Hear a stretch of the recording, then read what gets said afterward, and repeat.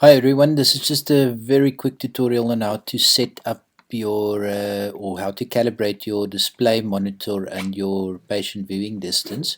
This has to be done before using the app for the first time. However, if you've done it once, then those settings will be saved and it doesn't need to be set every time. So basically what you do is you just go to your calibration and settings, and the very first option there at the top says calibrate monitor. So in this case it's already on that option, so you'll see it says it gives you the instructions. It says on the patient display screen, so it's important that you measure this on the monitor that the patient is viewing. So if you have a dual monitor system, just keep that in mind. You just place a ruler flat against the screen and measure the length of the black bar below in millimeters.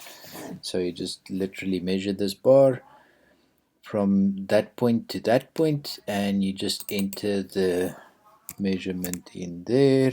In this case it's 45.6 millimeters, and save and next. Then it'll automatically jump to the second option there, which is viewing distance, and this literally is just a slider that you can drag to specify how far your patient is sitting from the display monitor. So in this case, let's say it's 3 meters, and then you just click save and next, and you're done. Now it should be set for the correct display distance, and the optotypes will be displayed at the correct size.